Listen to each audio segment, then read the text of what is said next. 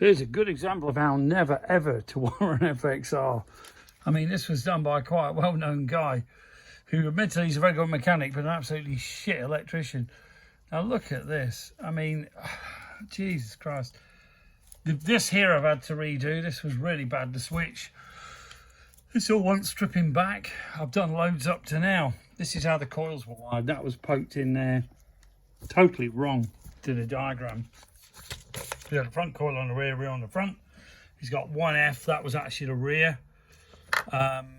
Beggars belief, the quality. This, I mean, look at this. Fuck me. This stuff will all be soldered up properly in heat shrunk. Okay. This bit's okay. What they've done as well, there's the old switch. They've spliced into the original ignition switch, okay, for your standard Harley system here, and run these wires from this to this. Now, the obvious thing would be to take these straight up to the coil and up into where it should be. But no, for some reason they've completely fucked this up. It's the only way to describe it. And the wiring, I mean, look at this. You're talking microvolts or millivolts to run these sensors. I mean, look at it. It's just hard to believe this is an official guy that everyone respects has done this. I'd never mention his name because he doesn't deserve the shit. But it's just abysmal. Is not really even enough to describe how crap this is. And here's the, you know, the proper armoured cable with the fiberglassy stuff in. So this is all got to be redone. This looks pretty wank as well when you can get a proper one. That's got a proper one on. The Edelbrock head's pretty awesome. Okay. These are loose, which isn't a problem, obviously. Seal is good. The carb's good. Vent off the tank. This has got to be attached back up here, which is no big deal. I might just put the stock ignition back on rather than use this Compufire thing. But it amazes me how why wouldn't you just run the wires like it says in the book up to the top, rather than all this crap, running it down and cutting the original harness. You know, it's just balmy. If you look here, I've actually done quite a bit of work up here up to now. I mean, this has been disconnected from this, you know. This here will be all redone as well. But I mean, it is just, I mean, these connectors are not really suitable at all. The wiring's pretty shitty up here as well. You know, that could be a lot better done. But this is absolutely unbelievable. The amount of wire they've got to just come from this, the original harness to that, is absolutely beyond belief, to be honest with you. But that's obviously the way they've done it. I can understand why, because it's easier, but it's not the answer. Okay, if you want any proper electronics doing, I mean, I did this shit in the army, you know, lasers, tanks, fucking thermal imaging, all that rubbish, which this is a piece of cake compared to that, believe me. We're down to component level on the circuit board. But electronics, I think, definitely is my strong point. Obviously, I've done the course with Red Line Chopper School in America. Chuck Sheridan, amazing guy. I don't think he does the courses anymore, but I learned a lot off him, and he actually said some of the stuff I told him was useful, which was pretty flattering, really, for a guy who does it for a living.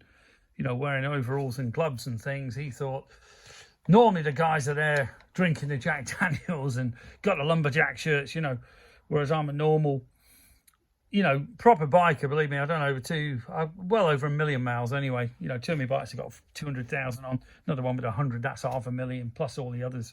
When I was a courier, I come out of the forces back in the 80s. But, you know, a lot of people consider themselves bikers, but they don't fucking ride the things.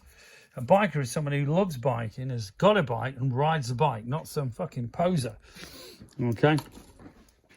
That's my gripe. It has actually got this lithium battery, which I've got to admit, I don't like the thought of it catching fire. But, I mean, Christ, how light is that? It's like, not even fucking, I mean, not even a pound in weight. It's unbelievable. This was all codged up, so this has all been redone. This has been redone. These will be, I've resoldered all the brand new wires onto the ignition switch, so that's pretty cool. New ignition switch as well. This is a Vose, believe it or not, which amazed me. I wouldn't have believed that was a Vose, but apparently it is. You know, so apparently it's a fucking Vose, but I don't know how the hell it works because it doesn't seem to be connected to anything I can see. But anyway, This is a Delkron cased S&S. I think it's only a, is it an 80? Don't know. I imagine it'd be a 96, but I'm not dead sure. I have to have a look what it says on the build sheet. But you can see how big these cases can be taken out to barrels out here. You know, these Delkron cases. Might be an idea to get some real monster fucking barrels, R&R barrels or something, and stick them on this beast. Because this thing's got a belt drive in here. It's very cool. Good belt, good pulley. Weld racing wheels, which apparently were a fortune in the day. Absolute fortune. But, you know, for the year, this is a 1992, I believe. Yeah, 92. And that's where I polished the wheel up with the ALU. And that's what it was like before. So, if ever you need any ALU polishing, ALU, ALU, unbelievable stuff. This stuff here is absolutely the bollocks. Okay, and people know, having done this shit since the 80s, I know what polishes are good and which aren't. This will be replaced. That switch, you know, this plug will basically be redone. Okay, a new one. And cracking bike, 6-pot Harrison on there again. Sorry, P&M. The weld wheels, I've got to admit, I do really like these wheels. It's got floaters. Someone spent some serious bucks on this thing. You know, it's not a cheap model. It was built in Kuwait, Don Hotop, real light. Custom fenders. Not too sure what's going on with this. It's obviously not the original ignition. But I know mine hasn't got one. Mine's a 91. It definitely ain't got one of them on there. Because the original ECU obviously would have gone up to the top, up to this. So, not honestly dead sure, but the experts will know. All I know is I don't need one on mine, so perhaps you don't even need one on this. It could be something to do with the indicators or turn signals. But that shows my ignorance on that side. Okay, HSR 45. Proper genuine one. Very cool carb. Gives this a lot of power, which obviously crank vent as well. This crankcase vent does work. Very good beer kit as well. Okay, but cracking bike, really is a beautiful bike. Got a bit, I say it was built in Kuwait for a guy that lived out there and spent an absolute fortune on it. You can see the build quality on this is something else. It really is not your average build. Robert's going to buy it, so he says. We shall see. Cracking bloke, you know, likes bikes. I told him forget the fucking M8s and then the local newer sheds. Absolute bag of crap. This is a 150 tyre. Now, if you look at it, if we put 1 1/8 belts on it, you see you've still got a gap there. You could get a 170 on this.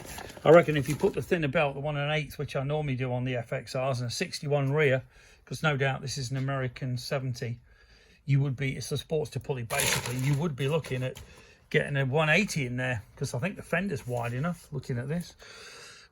Yeah, I'd say the fender's actually wide enough to get a 180 in there. Okay, so if you want FXR stuff, I got fairings, I got clamshells, actually brand new fucking clamshells and top box in black with silver pin. Lots of other stuff. I was going to build, I've got about 7 FXRs, but I was going to build 3 FXRTs, but I think I'll actually sell some of the stuff off because I'm 60 fucking 4. Miles to go, but I don't need 31 bikes, which I have got. Okay, got 31, believe it or not. Most of them are in bits, like this there's an old PC there, there's a Z13 here. That's a cool old bike, Z1300. Another Goldwing under there. My Z1000. This will be up for sale soon. That's the next project after I've done Rob's. Cracking by Z1000 ST, the shafty, which I do actually like. Quite a slab-sided thing, but pretty cool. Anyway, 01773835666. Email sales@customcruisers.com. Thank you. Have a great year. And hopefully we'll get someone like Trump in. Thank you.